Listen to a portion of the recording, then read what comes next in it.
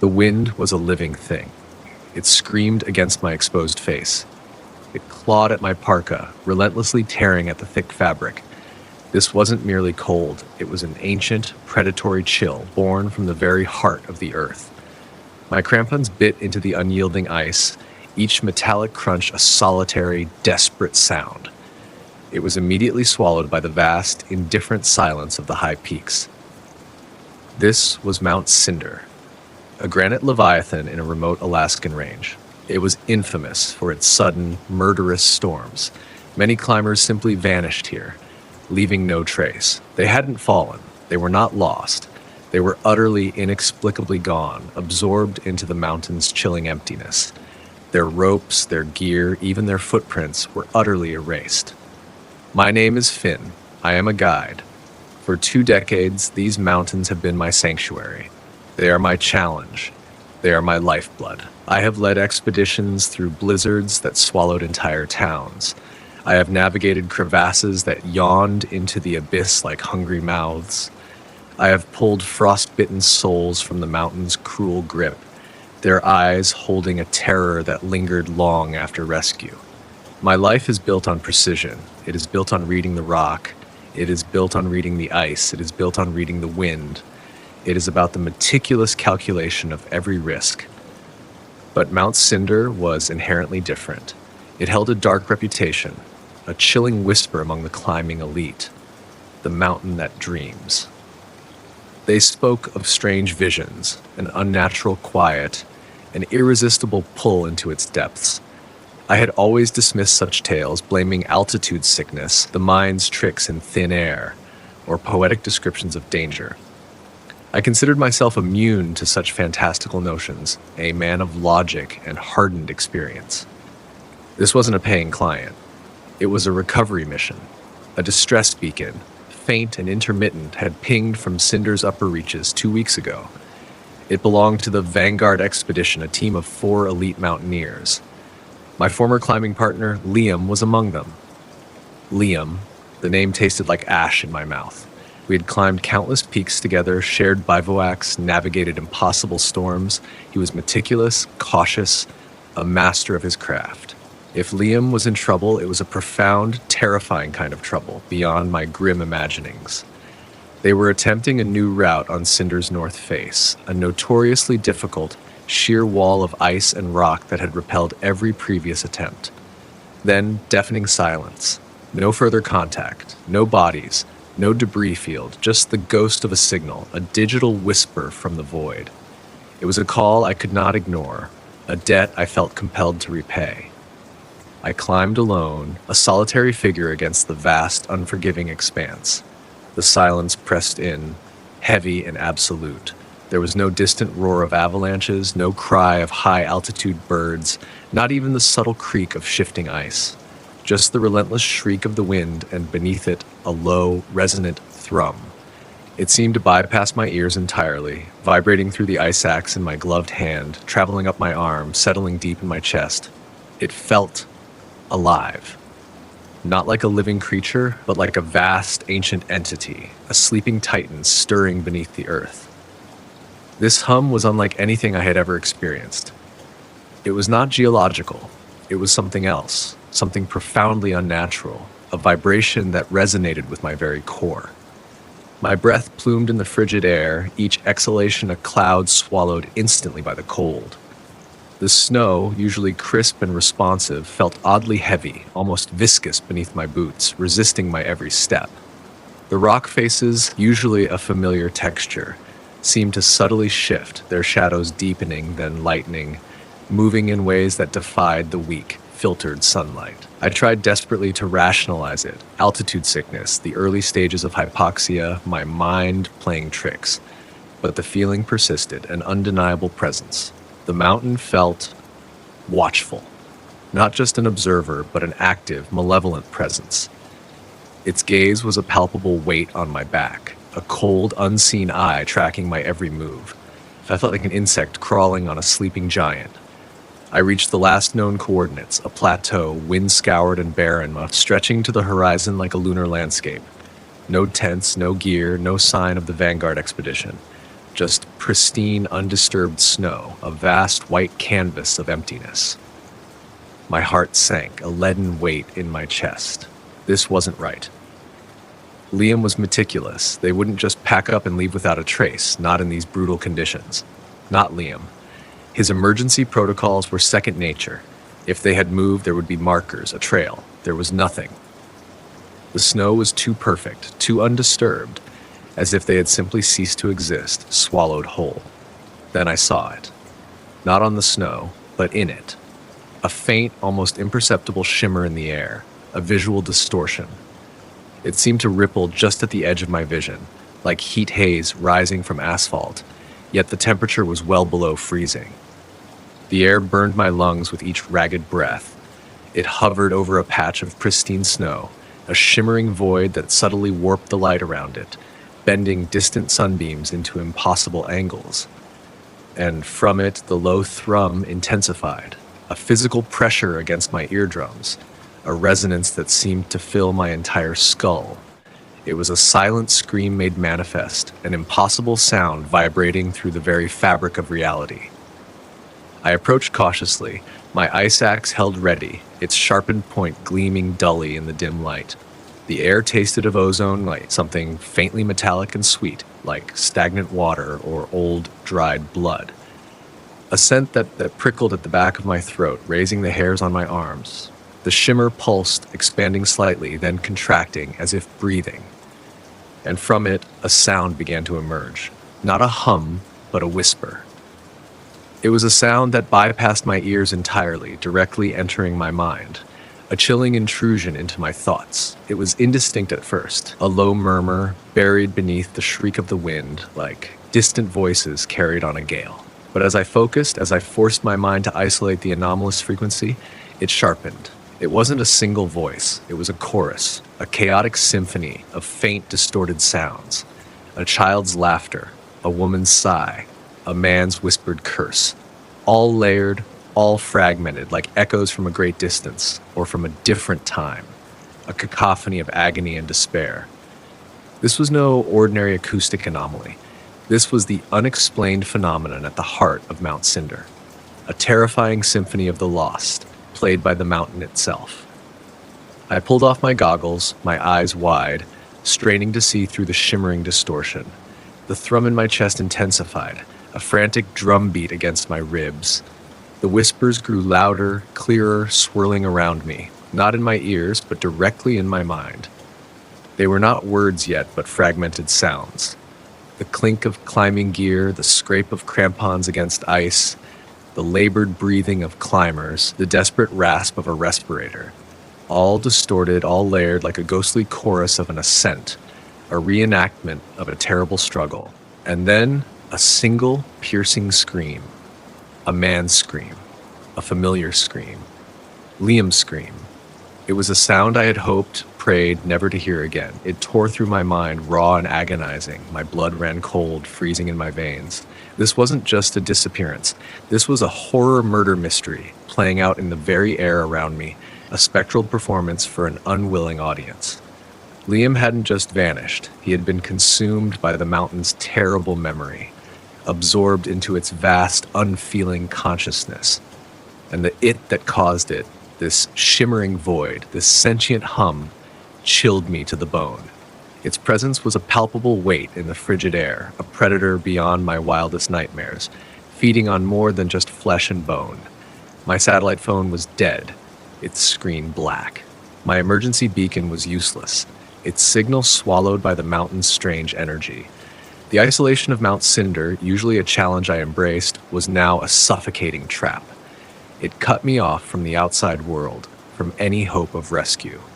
I was stranded, trapped with chilling echoes and an unseen, impossible killer, a predator that fed on the very essence of will and hope. I was entirely alone, at its mercy. As the sun began its slow descent, it plunged the jagged peaks into a deep, oppressive twilight. The hum intensified, a resonant vibration that permeated everything. It was the mountain's dream, a phenomenon whispered about by the few who had returned from Cinder, their eyes haunted, their words fragmented. A phenomenon that was supposed to be a myth, a cautionary tale, Now it was undeniably real, growing stronger with every passing moment. A silent, chilling melody, a beckoning from the very heart of the mountain, a call I could no longer ignore. A call that promised to reveal the impossible, to unravel the very fabric of my sanity. Driven by a desperate need for answers and a growing primal fear that gnawed at the edges of my resolve, I grabbed my high-altitude audio recorder. This tool was usually reserved for capturing the subtle sounds of shifting glaciers, the groans of ancient ice, the distant roar of a hidden river. Now it was a desperate lifeline, my only hope of capturing the impossible. I headed directly towards the shimmering void. Its pulsating presence was a malevolent beacon in the deepening gloom, a dark star drawing me in. The hum was a constant, low thrum against my eardrums, a relentless pressure that seemed to guide me, pulling me forward with an unseen current. The metallic, sweet scent intensified, becoming almost cloying, like a forgotten wound festering in the cold. I aimed the recorder at the shimmering distortion. Its delicate microphone struggled against the overwhelming energy. The hum was immediately amplified through the device, vibrating through the very ice beneath my feet, traveling through the soles of my boots, up my legs, settling into my chest. A physical resonance that threatened to shake me apart. My recorder's display flickered wildly, registering unusual energy signatures, impossible frequencies that defied the known laws of physics, spiking and dropping erratically.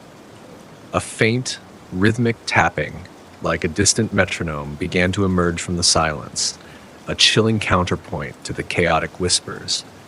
It was the distinct sound of Liam's ice axe tapping against the rock, marking his final, desperate ascent. I peered closer at the snow surrounding the shimmer. As I watched, the pristine surface seemed to ripple, to bleed. Then it subtly reformed into faint, shimmering footprints. They appeared and disappeared with each pulse of the void. Not just a visual trick, not just an optical illusion, not caused by the cold and the strange light. The very air seemed to shift, to flow, to twist around the anomaly, creating a localized pocket of warped reality. The hum grew louder, a physical force that pressed against my chest, making it hard to breathe, stealing the air from my lungs. The whispers intensified, piercing my mind with agonizing clarity. They were not words yet, but fragmented sounds. The snap of a rope under tension, the clang of a carabiner hitting rock, the frantic rasp of a respirator struggling for air, the desperate cries of men pushed beyond their limits. All distorted, all layered, like a ghostly chorus of a desperate struggle, a reenactment of the Vanguard expedition's final moments. This was the unexplained phenomenon at its horrifying peak, a living, breathing nightmare, playing out before my unwilling eyes. The metallic scent was overwhelming now, almost suffocating, burning the back of my throat. The hum was deafening, a vibrating roar that made the very air around the shimmering void shimmer, distorting my vision, blurring the edges of reality. It was as if something was struggling within the very fabric of existence, trying to break free, or perhaps trying to pull me in, to absorb me into its terrifying existence. I felt its hungry gaze upon me, a silent, predatory focus, studying my every reaction. And then I saw it. Not a they in the human sense, not people. It was a distortion within the shimmer itself, a ripple in reality, a tear in the veil between dimensions. It had no discernible form, no solid shape, no definable edges, yet its presence was overwhelming. A vast, hungry emptiness, a living vacuum, a hole in existence. It seemed to absorb light, it absorbed sound, it absorbed life itself. It drew everything into its unfathomable depths, and within its shimmering edges I saw faint, swirling motes. Not dust, but tiny, fragmented echoes of color, of sound, of what looked like human essence. The remnants of those who had gone before, trapped in its terrible embrace. This was the true crime puzzle unveiled, a predator beyond comprehension, beyond this world, feeding on the very fabric of memory and experience, on the will to survive, on the hope of rescue. It sought not just life, but the very essence of consciousness. The whispers intensified, piercing my mind with agonizing clarity.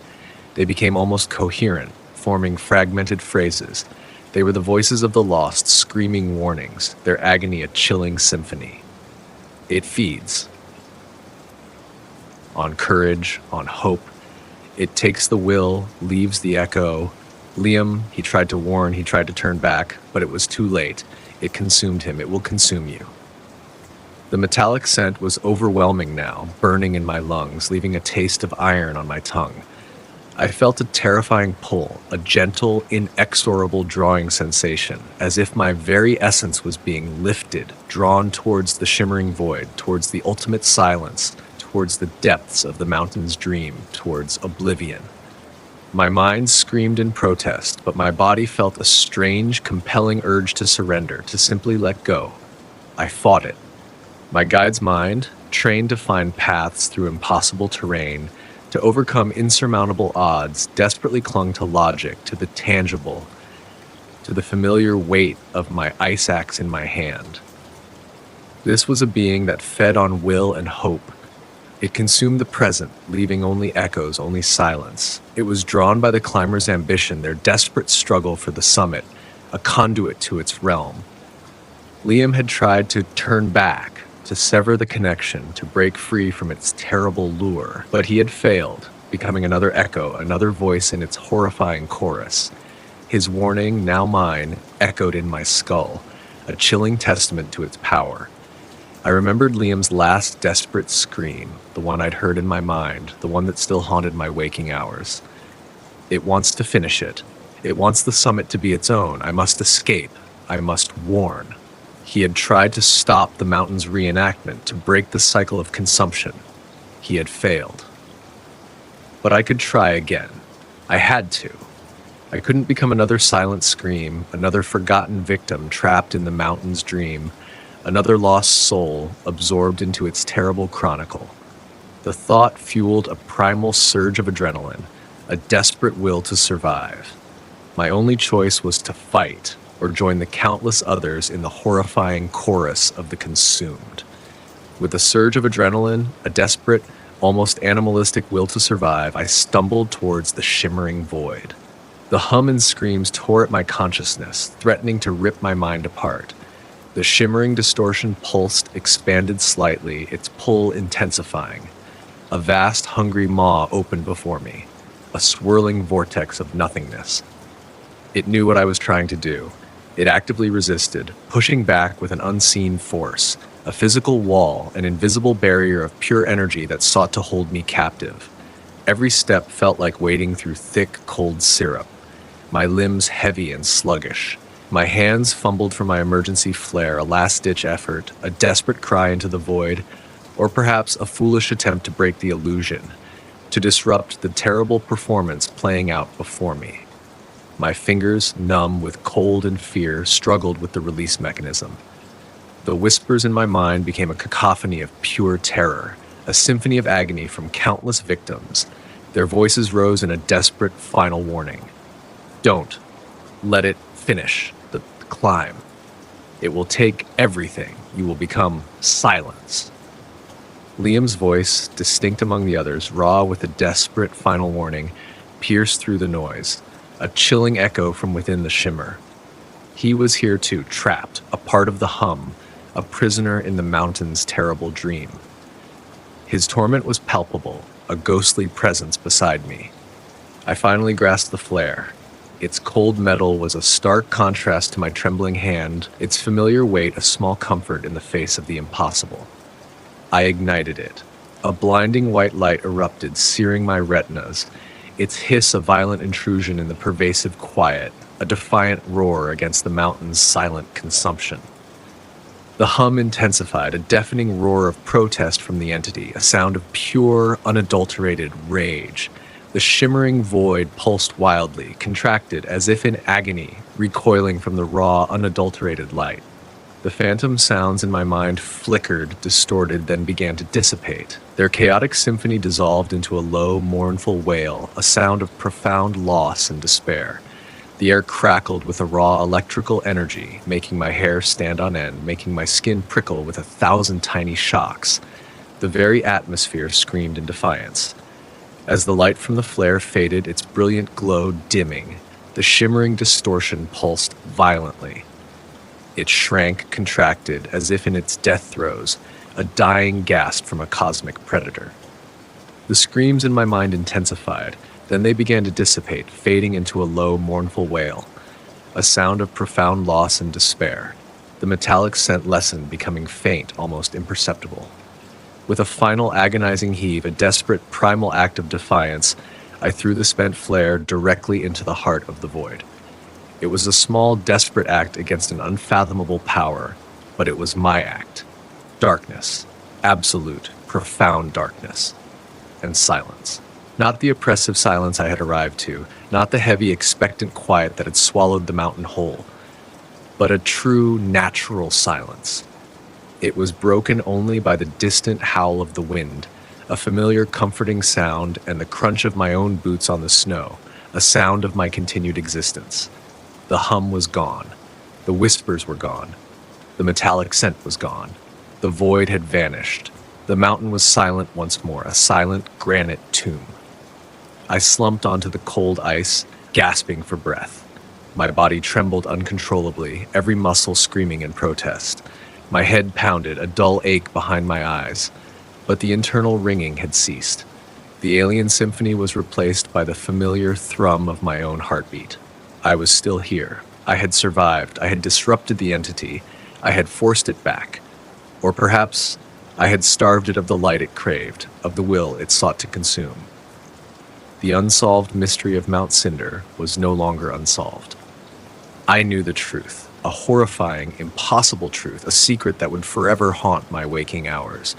The plateau was empty, save for the pristine snow and the lingering scent of ozone, a faint reminder of the impossible. The bizarre true crime had a perpetrator, not a person, not a beast of flesh and blood, but the mountain itself, a sentient memory, a living archive of violent past, a cosmic entity that fed on the very essence of human experience. But how could I explain this? How could I prove it? My camera, still clutched in my hand, was dead, its battery drained, its data corrupted. My audio recorder, its display dark, was equally useless. The entity had consumed the recordings too. It had taken the evidence, leaving me with only the terrifying, unprovable truth. The mountain had erased its tracks, leaving me to carry the impossible burden alone. I stumbled down Mount Cinder, reeling from the impossible spectacle. My mind was a storm of fragmented images, a storm of phantom sounds. The Arctic night had grown colder, the air biting. The distant stars seemed to mock me, their indifferent brilliance, their vastness suddenly more menacing. It was a chilling reminder of the cosmic scale of what I had witnessed. I walked back to my snowmobile, the long hours a blur. The silence within the helmet was more deafening than any noise, a profound emptiness that echoed the void I had faced.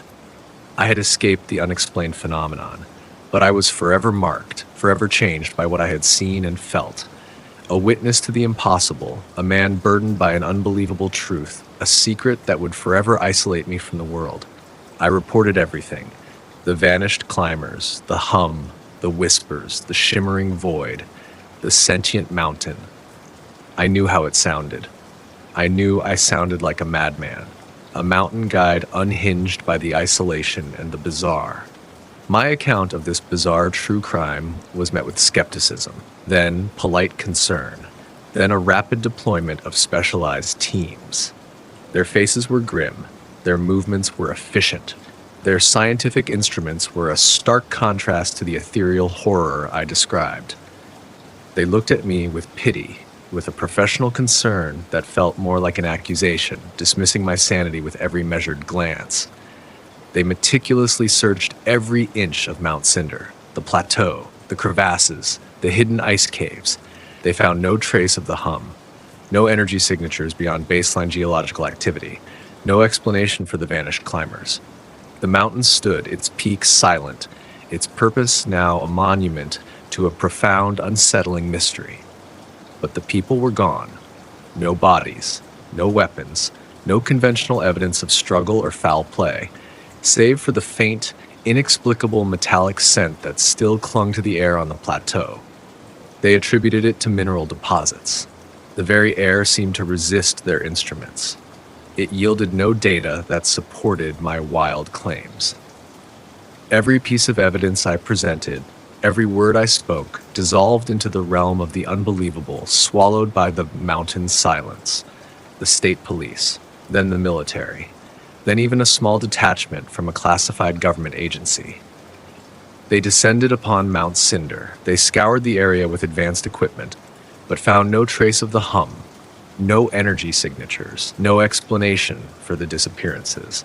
The official conclusion was mass disappearance under unknown circumstances, likely due to extreme weather or a shared delusion. The Mount Cinder cold case was officially opened, then quickly filed away. Another unsolved file in a growing pile of inexplicable events. A mystery too vast for conventional investigation, too strange for the official record, too unsettling for public consumption, too far beyond the realm of conventional understanding. The questions remained open, echoing in my mind, a constant nagging refrain, a silent accusation against the limits of human knowledge, a testament to the unknown, a secret that gnawed at my soul, a truth that no one would believe, a truth that would forever set me apart, a truth that would make me a pariah in the eyes of the world, a guide clinging to an impossible story, a living pariah haunted by what he knew. The story of Mount Cinder became a chilling legend. It was whispered about in hushed tones around campfires, a modern ghost story of the high peaks, a cautionary tale for those who sought forbidden summits. The mountain was eventually declared off-limits, its purpose now a monument to a profound, unsettling mystery, a silent sentinel to a cosmic secret, a place where reality had frayed at the edges, where something predatory or perhaps transcendent once lurked, forever hungry. The wind continued its mournful song through the jagged peaks, a constant reminder of the void it contained, a desolate lament, a sound that seemed to carry the sorrow of the vanished, a perpetual whisper of their absence, a mournful, endless sigh, a haunting melody of emptiness. A song of loss that only I could truly hear, a personal dirge from the heart of the unknown. I returned to my work, returning to the familiar rhythms of guiding. But the world no longer felt familiar. It felt hollow, a thin veneer over a deeper, more terrifying reality. A cacophony that couldn't drown out the silence I had experienced. The profound, resonant silence of Mount Cinder. I found myself listening to the subtle shifts in the air currents, the almost imperceptible visual distortions. I searched for that phantom hum, that alien call, that promise of consumption or change. My guiding instincts, once a source of objective truth, now felt like a curse. They were attuned to frequencies and patterns no human should ever perceive. I spent hours poring over old geological maps, obscure historical records, forgotten theories of planetary consciousness. I looked for connections, for anomalies that might have gone unnoticed by conventional science, for any hint of a pattern, any thread to pull, any key to unlock the deeper truth, any way to explain the unexplainable, any way to make sense of the madness, any way to identify the force, the silent anomaly. I learned about theories of geological sentience, about forgotten lore of indigenous tribes who spoke of mountains that dreamed, where the very act of climbing could alter reality, where the boundaries of past and present blurred, where the impossible became real, where the mundane gave way to the cosmic, where the known met the unknown, where science met the supernatural, where logic dissolved into pure experience and primal awe. I was no longer just a guide, I was a seeker, haunted by a truth no one else would acknowledge, a man forever changed by a vision, a man who had glimpsed beyond the veil and couldn't unsee it, couldn't unhear it, couldn't forget it, a man burdened by cosmic knowledge, a solitary witness, a living anomaly, forever trying to decipher the language of the vanished, the echoes of the consumed. My audio recorder, though its data was corrupted, became my most prized possession. I would hold it, feeling its weight, a tangible link to the impossible.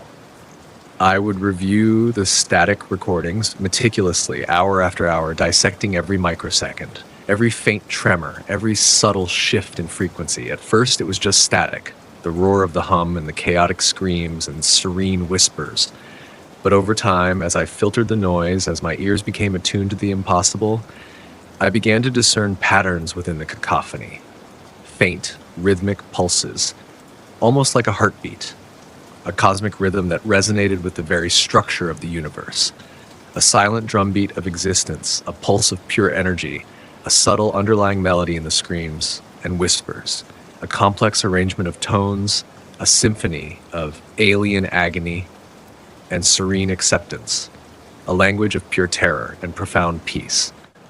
A message from beyond the stars, a direct transmission from the tormented and the transformed. It was like listening to a complex, alien language, just beyond my comprehension, but undeniably structured, a cosmic symphony, a message from another realm, a desperate cry from the consumed, and a gentle invitation from the changed. I even thought sometimes I could hear Liam's voice, faint, almost subliminal echo within the recordings, repeating, "Finish the climb, home, the silence, it calls. Don't let it take your will. Don't become silent like us. Join us." The sounds became a secret language between me and the unknown, a chilling testament to the truth, a constant reminder of what lay beyond, a haunting, beautiful secret that only I understood, a burden and a privilege, a personal revelation that both tormented and enlightened me, a constant whisper of the beyond, a warning from the grave, a desperate plea for me to survive, and a gentle beckoning to embrace the inevitable. The lines between reality and delusion blurred with every listen. I never shared these recordings. I knew they would only further solidify the official narrative of my delusion, cementing my reputation as a man who had lost his mind, a guide who had cracked under pressure, a cautionary tale, a figure of pity, a pariah. But for me, they were proof that I hadn't imagined it, proof that Liam and the others hadn't simply vanished, but had been brutally silenced, or profoundly changed, their essences consumed or transformed by a force that hunted in the quiet, a force that left only echoes. It was a truth too terrifying to share, a burden I carried alone, a silent revolution, a new dawn of cosmic horror, a personal apocalypse. My sanity, I knew, hung by the thinnest of threads. One particularly quiet night, years after the incident, I was alone in my small cabin. The wind howled outside, rattling the window panes. The distant roar of a snowmobile, a comforting sound, was muffled by the late hour. I had the corrupted audio recorder playing, its silence a low thrum in the quiet room. A background presence, a constant companion, a silent witness to my private obsession, my solitary quest for understanding, for the ultimate truth, for justice for the lost. Suddenly the hum intensified. Not just from the device, but in the very air around me. It grew louder, more resonant, filling the cabin, vibrating through the wooden floorboards, making the very foundations of my home tremble. A deep, pervasive vibration that shook me to my core. A physical manifestation of the unseen, a sound that permeated everything, a sound that was now undeniably real, undeniably present, undeniably calling to me. A resonant summons, a terrifying invitation. Then came the voices. Not the chaotic chorus I remembered, but a singular, clear voice resonating directly in my mind, not through my ears, but as if it originated from within my own thoughts. A voice from deep within my consciousness, a voice that knew me, that called to me by name, a voice that offered a final, ultimate choice. It was Liam's voice, distinct and full of a profound, desperate terror, yet laced with an unsettling peace, a voice that seemed to speak from an immense distance, yet was perfectly clear, as if he were standing right beside me. A voice that offered an impossible choice, a final invitation, a last chance to join, a beckoning to oblivion, a siren song of despair and transcendence, a promise of ultimate consumption and ultimate understanding. A chilling finality. Finn, the mountain calls. It's here. It wants your climb. Don't let it take it. Don't become silent like us, or join us. Embrace the summit.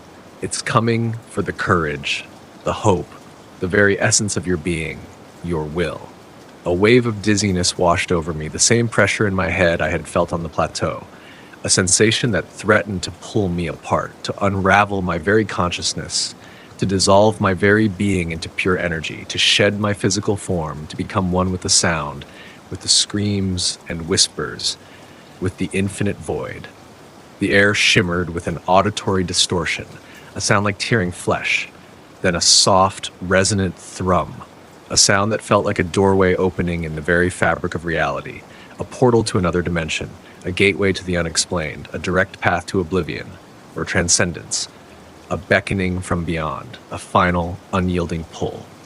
I felt the familiar pull, a gentle, inexorable drawing sensation, as if my very essence was being lifted, drawn towards the source of the sound, towards the heart of the hum, towards the chorus of tormented and transformed voices, towards the ultimate horror and ultimate freedom, towards an unimaginable oblivion or a new existence, a dissolution of my very being, my very identity, my very soul. I closed my eyes. A strange mix of terror and profound curiosity washed over me. I had spent years trying to understand what had happened on Mount Cinder. Now it seemed I was being offered the same invitation, the same passage to oblivion or transcendence, the same terrifying transformation, the same fate that Liam and the others had met, the choice that had taken an entire expedition, an entire climbing season, leaving only echoes, only silence. I thought of the life I would leave behind, the quiet solitude of my cabin, the familiar sounds of the wilderness, the stories I still had to tell in this world, the human connections I'd cherished, the very fabric of my existence, the warmth of my bed, the taste of coffee, the mundane comforts that defined my reality, the very things that made me human. And then I thought of Liam's screams and the serene whispers of the words consumption and change, of the terror and peace in their voices, a paradox that transcended human understanding, a truth that hinted at something beyond pain, beyond suffering, beyond the limitations of the physical, a truth that promised ultimate silence, ultimate emptiness, ultimate non-being, or ultimate knowledge. Ultimate freedom, ultimate being, a profound, chilling despair, and an almost irresistible allure, a seductive call to nothingness and to everything. I opened my eyes. The cabin was exactly as it had been. The hum had faded, the voices were gone, the auditory distortion had ceased, the corrupted audio recorder lay silent. I was still here. I hadn't gone. I had resisted. Again. A profound sense of disappointment, mixed with an overwhelming relief, washed over me. I had resisted. I had chosen to remain. But why? Was it fear of the unknown, of leaving behind everything I knew, of dissolving into pure sound, into an alien existence, into nothingness, into a state I couldn't comprehend, a state that defied my very nature, my very humanity? Or was it a deeper, primal attachment to the world I knew, to the tangible sounds of human existence, to the stories that still needed to be told within this reality, to the very act of being a witness, a chronicler of the unexplained, a guardian of the truth, a voice for the vanished, a voice for the dead, a voice against the silence?